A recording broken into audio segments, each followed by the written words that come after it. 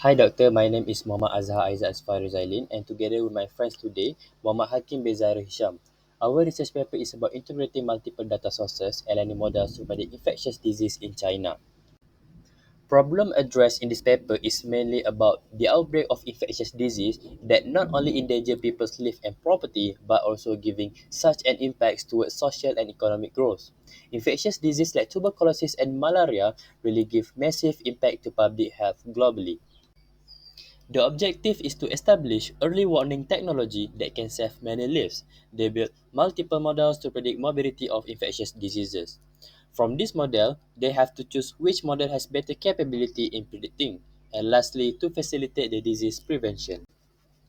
This paper has been using multiple methods and models such as Bayesian linear models is used to detect genes by using large-scale molecular data.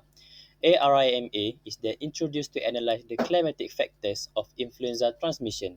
Meanwhile, machine learning model was also used like RNN and random forest for more precise predictive model. These are the three steps they apply to each model where first they collect the features of interest, train the model, and lastly evaluate its performance. For data, they have been using multiple data like mortality and morbidity incidents provided by CPHSDC, China Public Health Science Data Center, which is an open source platform. They also gain data related to infectious diseases provided by a large-scale database platform, CDC, China Center for Disease Control. 10 infectious diseases there are typhoid fever, hemorrhagic fever, mumps, scaletina, malaria, and many more. Data from 2012 until 2015 has been used as the training set, while data from 2016 used as the testing set. Hi, my name is Muhammad Hakim and I will continue with the presentation. So, the significant finding of the research is the differences in performance between different machine learning models. So, referring to the below figure, LSTM model appears to be performing better compared to other models. The low RMSE indicates that the model were able to capture more hidden patterns and transform the dataset. Next, the identification of predictive factors to gain insight. For example, ARIMA's higher rates due to time lag problem. The limitation of this research is firstly, it only uses national level data. The study does not take into account the fact that there could be variation from one region to another region. For example, population density, weather, and also other factors. Next, the absence of weekly data leads to the study to not capture short-term fluctuation.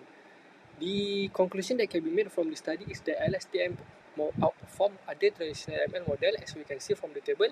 The MAPE of LSTM is really low for most of the diseases.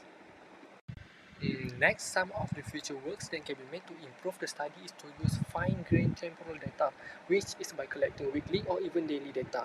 Secondly, the study can try and collect regional level data to better consider for regional variation.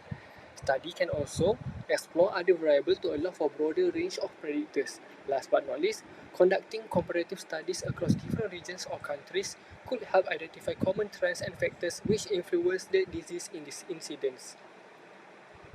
So, what is the application of the study in the real world? By accurately forecasting disease outbreak, authorities can implement timely interventions such as vaccination campaign. Next, resource allocation. Health organizations can allocate more resources including medical supplies, doctors, more effectively based on anticipated disease outbreak. Lastly, targeted intervention strategy. For example, targeted awareness campaign can be implemented in regions or population identified as high risk based on predictive model. Therefore, this concludes our presentation. Thank you for listening.